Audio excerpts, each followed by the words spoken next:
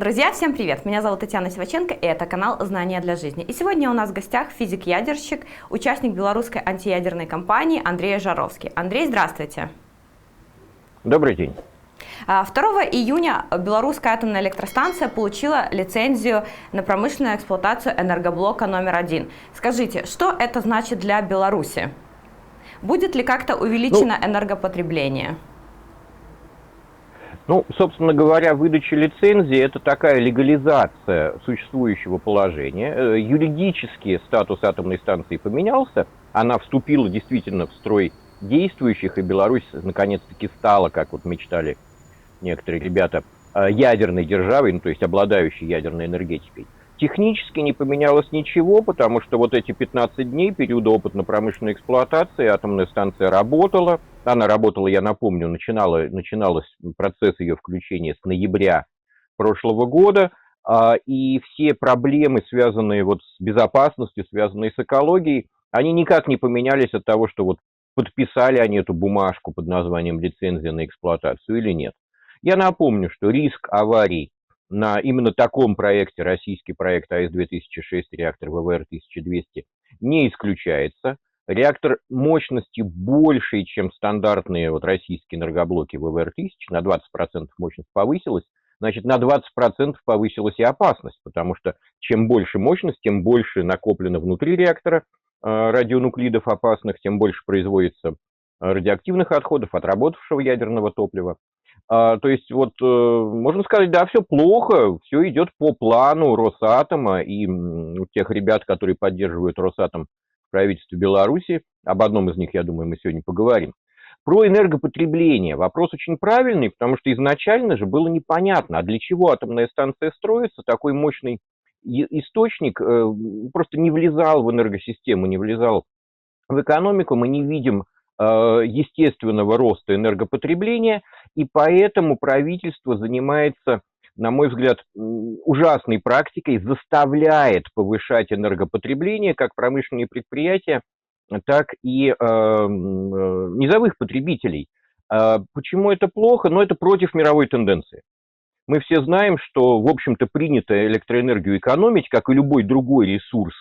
И, собственно говоря, это не какая-то новость, это не какое-то новое поветрие. Вот когда я был пионером в Советском Союзе, да, лет 40 назад, нам тоже говорили, что вот выключайте свет, экономьте электроэнергию. Сейчас Минэнерго Беларуси делает совершенно противоположные вещи. А почему это плохо? Люди будут больше потреблять ресурсов, больше за них платить. Может быть, в этом какой-то план, заставить предприятие больше и больше денег платить, чтобы хоть как-то начать отдавать вот этот самый кредит, а после того, как опытно-промышленная эксплуатация перешла в промышленную эксплуатацию, еще один важный момент произошел. Теперь уже неизбежно те деньги, которые Беларусь брала в долг у России, придется отдавать. В соглашении было написано, что вот что-то там, если атомная станция не будет достроена, то, может быть, и не надо. Не совсем так, но смысл такой. Но сейчас все мосты сожжены, Беларусь должна, вот те самые, пока еще меньше 10 миллиардов, ведь второй-то блок не достроен. Да, но вернемся к энергопотреблению. Вот есть такой, крайне рекомендую всем, он такой, на мой взгляд, юмористический телеграм-канал Минэнерго официальный канал Министерства энергетики Республики Беларусь. Там солист, стендапер Виктор Каранкевич, это министр. И вот был недавно, в конце мая, такой молодежный атомный форум. Читаю. Одна из ключевых задач на пятилетку с учетом пуска белорусской атомной станции увеличение энергопотребления как в реальном секторе экономики, так и населением. То есть это известная вещь, она уже воплощена не только в лозунге, но и в постановление правительства, что население заставляют, и предприятия, самое важное, заставляют больше и больше потреблять электрической энергии. И прямо вот 3 июня, в день выдачи лицензии, вот этот канал Минэнерго официальный радостно отрапортовал, цитата, «В Беларуси значительно выросло потребление электроэнергии населением для отопления и горячего водоснабжения». Об этом рассказал министр Виктор Каранкевич. В чем это плохо? Ломается существующая система, и отопление и горячее водоснабжение но это не те вещи, которыми можно шутить как-то. Все же, если зимы-то холодные все еще, несмотря на глобальные изменения климата, и без отопления прожить тяжело, и отопление, завязанное на, в общем-то, ненадежную атомную станцию, электрическое отопление в домах, квартирах, такого не было раньше в Беларуси. Электричество могло использоваться, ну, там, для электроплит в какой-то степени, да, ну, иногда электронагреватель человек сам покупал, но так, чтобы не было другого источника отопления в новостройках, такого раньше не было. И это, мне кажется, очень опасная практика, если что-то пойдет не так, а я напомню, что атомные станции иногда, вот не взрываясь, а просто прекращают свою работу, потому что автоматика настроена так чутко, чтобы не допустить повторения Чернобыля. Так вот, при выпадении вот этой вот самой 1,2 гигаватт электрической мощности из энергосистемы, кому-то может и не хватить электричества для отопления. То есть энергосистема становится менее надежной, менее устойчивой. Ну вот такой вот еще чисто экономический, скажем так, экономическая проблема и бытовая проблема, которая создается атомной энергетикой. Конечно, это плохо. Скажите, а промышленное использование белорусской атомной электростанции каким-то образом отразится на окружающей среде или на здоровье населения? Ну, теперь фактически объявлено, что атомная станция будет работать еще 60 лет. Конечно, это будет отражаться и на состоянии окружающей среды, и на здоровье. Начну с того, что неизбежен выброс газообразных радиоактивных отходов, несмотря на то, что это отрицалось там на слушаниях. Вот эти высокие вентиляционные трубы, не градирни огромные для выброса пара, а вентиляционные трубы, они как раз предназначены для того, чтобы удалять радионуклиды в окружающую среду.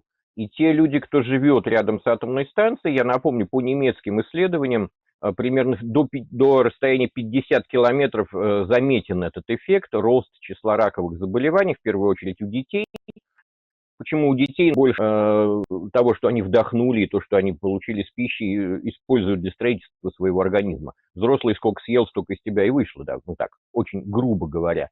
Так вот, немецкое исследование, КИКК называется, по раковым заболеваниям у детей, проживающих рядом с атомными станциями, говорит, что те, кто живет в 5 километрах, вот это вот, там, ну, есть деревни Гоза, там, я не знаю, в какой-то степени Михайлишки, там не совсем 5 километров, но от 5 до 10 километров. Там рост двухкратный заболеваний лейкемии, поэтому мой совет тем, кто попал в 50-километровую зону, из принципа предосторожности. Если вы беременны, уезжайте до конца беременности. Если есть дети до 5 лет, уезжайте до того момента, пока ребенок достигнет возраста 5 лет и станет менее чувствительным к вот этим ежедневным, разрешенным выбросам радионуклидов.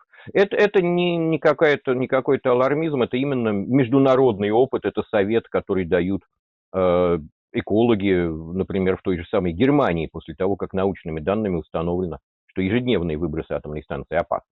Это из такой непосредственной опасности. Опасность более длительная, связанная с наработкой радиоактивных отходов. Непонятно, что с ними делать, непонятно, как будут строить могильники, где будут эти могильники расположены. Тут уже понятно, что их будет несколько, а белорусская антиядерная компания с самого начала это говорила, что ну не бывает атомных электростанций без радиоактивных отходов. И непонятно, что делать с отработавшим ядерным топливом. Я напомню, нам обещали, что Россия все будет забирать. Пока такого соглашения нету. А если даже оно и будет, то Россия сколько заберет, столько обратно привезет, только извлечет уран и плутоний, которые хоть как-то можно использовать. А остальные отходы имеют происхождение белорусское, и именно Беларусь будет в любом случае ответственна за обращение с этими отходами. И на все это пойдут тоже немаленькие денежки, оценки от 1 до нескольких миллиардов евро. Именно на вот такую вот попытку решить, хотя бы в краткосрочной перспективе, проблему радиоактивных отходов, то есть понять, где их хранить, как их хранить, какие строить вот эти вот места размещения, какие производить контейнеры или покупать их у России. Вот это вот все непосредственные такие, замечу, даже если не будет аварий и катастроф, что, в общем-то, не исключено, то вот от этих последствий уже избежать невозможно. Поэтому повторю, Кто живет рядом с атомной станцией, думайте, читайте исследования международные, смотрите, можете ли вы минимизировать риск, ну, не для себя, конечно, для своих детей в первую очередь, они более чувствительны. И что делать с радиоактивными отходами? Ну, снова скажу, вот в моей стране, в России, полно атомных станций. До сих пор непонятно, что с отходами делать. Их возят из одного угла страны в другую. Вот сейчас огромный скандал, что отработавшие парогенераторы, а у вас тоже будут ломаться парогенераторы. Это огромные тоже 300-тонные сооружения, которые являются внутри, там, барьер между первым и вторым контуром. То есть они внутри радиоактивные, а сами по себе металлические устройства по 300 тонн. Вот их сейчас будут возить из одного конца страны в другой, там, с Балаковской станции, на север, потому что там есть хранилище для крупногабаритных радиоактивных отходов. В Беларуси такого хранилища нету. И вывоз таких отходов точно запрещен законодательством России. Вот если с отработавшим ядерным топливом там туда-сюда, то все остальные виды радиоактивных отходов – это ваше. И в этом, как мне это кажется, является одна из серьезных недооцененных последствий того, что белорусская атомная станция введена в эксплуатацию. Недавно состоялась встреча в Сочи Путина и Лукашенко. Безусловно, они обсуждали вопрос белорусской атомной электростанции. На ваш взгляд, какие вопросы они могли поднимать, кроме вот этой вот финансовой зависимости между Белоруссией и Россией? Может быть, это увеличение мощностей или же запуск нового реактора? Ну, мне не так, я не являюсь гипнотизером, я не знаю, что они там обсуждали, но вроде как все наблюдатели говорят, что у Лукашенко была своя стандартная ария: дай денег, я за это признаю Крым, да, и мы это видели, да, в какой-то степени движения в эту сторону. Но это не связано с самой атомной станцией. По атомной станции есть огромный конфликт между Россией и Белоруссией, он не заметен, но он есть. Это отсутствие того самого соглашения о судьбе отработавшего ядерного топлива. Я напомню, что в межправительственном соглашении от 2011 года сказано, что вот судьба радиоактивных отходов должна быть решена в отдельном межправительственном соглашении. Такого отдельного межправительственного соглашения нету, и мне-то кажется, вот по нему идет серьезный торг, потому что эта услуга не бесплатная. Вот, может быть, Росатом как-то обманул белорусов, что я, в принципе, сомневаюсь. Мне кажется, вот Минэнерго там просто в основном сидят такие агенты Росатома, они работают на нашу российскую госкорпорацию. Не знаю, зачем они это делают, может, за деньги, может, просто верят в то, что Росатом – это самое благо для всего мира. Не в этом дело. Дело в том, что нету этого соглашения. Да, есть концепция белорусская, в которой написано, ну, это бумага, в бумагу же вы не будете заворачивать вот эти вот тонны, десятки тонн и сотни тонн самых опасных радиоактивных отходов под названием отработавшее ядерное топливо. Не будете же использовать бумажные контейнеры? Конечно, нет. И пока нету соглашения, это как раз такой сигнал, что если бы там все было ясно, что если бы было понятно, вот на таких-то условиях, за такие-то деньги, одна сторона делает это, другая то, соглашение бы было. Я очень надеюсь, что это обсуждалось. Хотя вполне возможно, вот в стиле таком, знаете, пропагандистов, они на встречах высшего уровня стараются избегать обсуждения острых моментов, оставляя это ниже, более мелким чиновникам, вопрос не решает. Что делать с повышением мощности, с другими экспериментами, которые могут проходить на белорусской атомной станции? А я напомню, что в России на предыдущих проектах атомных станций проводится эксперимент по повышению мощности сверх той, которая установлена в проекте. Я не думаю, что для Беларуси это актуально, потому что, снова скажу, что уже избыточная ядерная мощность, и если они достроят второй энергоблок, а все идет к этому, я напомню, что там, в общем, строительство идет, хотя тоже с опозданием от первоначальных графиков на 3-4 года, но если они достроят, то зачем-то повышение какой-то мощности не особо нужно. Другой очень сложный момент, вот, с которым Россия сталкивается, это эксплуатация энергоблоков свыше проектного срока. Ну, для белорусской станции проектный срок 60 лет. И, кстати, вот мне не понравилось тоже в заявлениях Минэнерго, что они говорят, что станция может эксплуатироваться до 100 лет. Но это значит, ну, во-первых, мы это, наверное, не увидим, да, что там будет через 60 лет, когда закончится проектный срок эксплуатации. Но вот это намерение гонять оборудование, пока оно окончательно не истлеет, пока не станет аварийно опасным просто в силу износа, это, конечно, очень плохо, то, что об этом уже сейчас говорят. Вот, обсуждали они это или нет, Ну, понимаете, на физическую реальность это не влияет. Я скажу, как будет все происходить дальше. Первые 3-4 года проблему вот это отработавшее ядерное топливо, судьба которого не решена, будет храниться в пререакторных мокрых бассейнах, то есть оно столь горячее, что для теплоотвода требуется, чтобы оно, тепловыделяющие сборки были в воде, и эта вода определенным образом их охлаждала. А потом их будут выгружать, и придется строить сухое хранилище рядом с атомной станцией, ну или еще одно мокрое, еще один бассейнчик, которого пока нет в проекте. И только через 10-20 лет накопится такое количество вот этих вот тепловыделяющих сборок, что действительно в полный рост станет проблема. А что же с этим делать? Хочу задать вопрос. Вот власти Беларуси, власти России всерьез решают проблемы, которые встанут через 20 лет? Да, конечно, нет. Да, конечно, нет. Они смотрят на менее длительные сроки, поэтому вот эти проблемы, о которых я говорю, они будут, в общем-то, стоять перед будущими поколениями, как жителей России, так и жителей Беларуси. И в этом одна из проблем атомной энергетики, что она накладывает серьезные проблемы на будущие поколения, ровно поэтому вот она считается несоответствующим критериям устойчивого развития, который, я напомню, говорит о том, что наше поколение не должно вести себя так, чтобы создать проблемы для будущих поколений. Атомная энергетика создает проблемы в будущем для тысяч поколений, поскольку, вот, ну, например, тот самый плутоний 24 тысячи лет, период полураспада, если он останется в радиоактивных отходах, в отработавшем ядерном топливе, вот тысячи поколений должны будут как-то хранить все это. Ну, снова, не думаю, что политики сейчас это всерьез обсуждают. Они отмахиваются от экологических проблем, мы это знаем. Андрей, вы, наверное, помните, в конце мая Лукашенко перехватил самолет с Романом Протасевичем, который, я напомню, если кто-то не знает, летел из Афин в Вильнюс, однако поступило сообщение, что на борту самолета взрывоопасное устройство, и вынужден самолет был сесть в Минске. Лукашенко это объяснил следующим. Я зачитываю цитату. «В районе полетов расположена БелАЭС. Вблизи ее и произошел разворот этого самолета. А если вдруг... Нам что, мало Чернобыля?» Как вы думаете, это признание Лукашенко, что БелАЭС небезопасно? Да, это прямое признание, что атомная станция может повторить судьбу Чернобыля. Тут это сказано, да, что в связи с БелАЭС нам что, мало Чернобыля.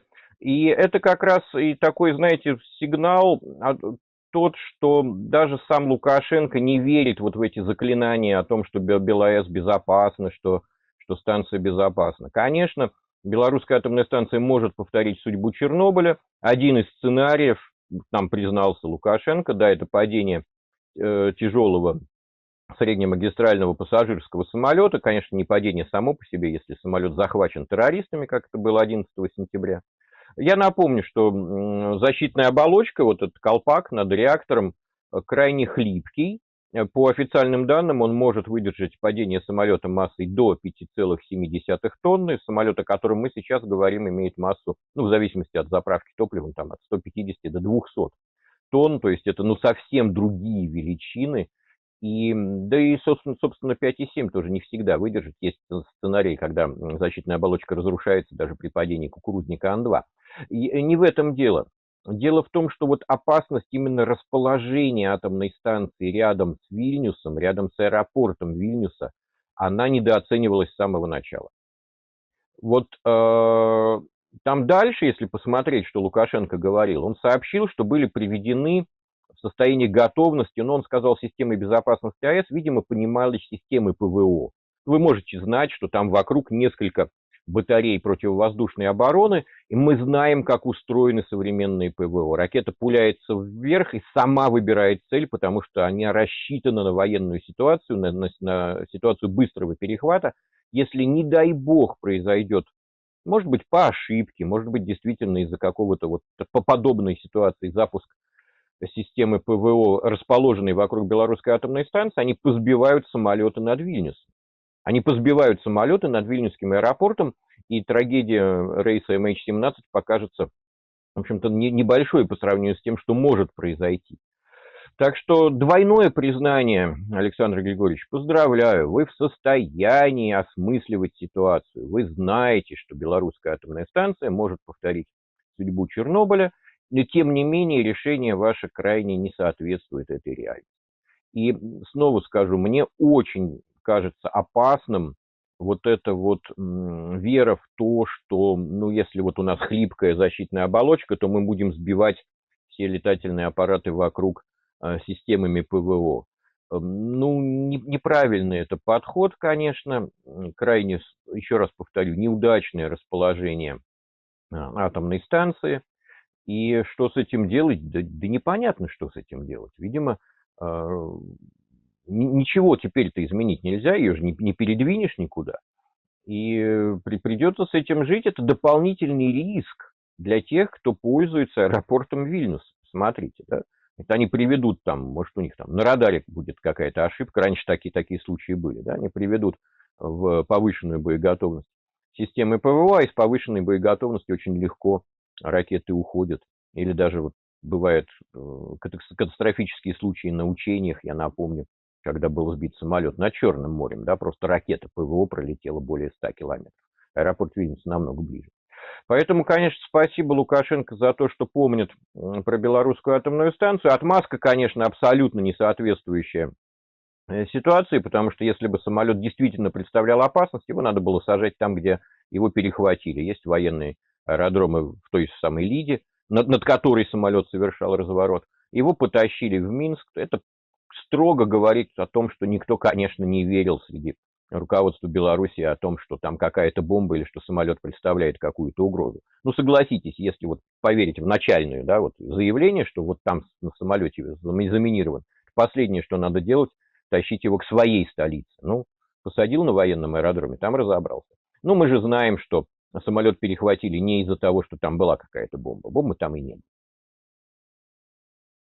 Надеяться о том, что никаких катастрофических ситуаций не возникнет все-таки с белорусской атомной электростанцией, она не взорвется, и люди, которые находятся непосредственно рядом, будут все-таки в безопасности. Вам, Андрей, огромное спасибо. Ой, нет, люди в безопасности не будут. Людям надо готовиться, надо понимать, что делать в случае даже небольших аварий, в случае небольших утечек. Да, заниматься покупкой индивидуальных средств защиты, да, изучать пути эвакуации, чтобы не попасть в какие-то пробки, как это было на Фукусиме, когда люди сами попрыгали в автомобили и дороги были забиты. Безопасности там, конечно, быть не может. Люди должны сами трезво оценивать опасность объекта, рядом с которым им пришлось выпало жить, и пытаться жить в этой ситуации. Да, опасность жизни в Белоруссии повысилась вот с того момента, как атомная станция заработала, и вот все эти 60 или 100 лет надо учиться жить с этим опасным объектом.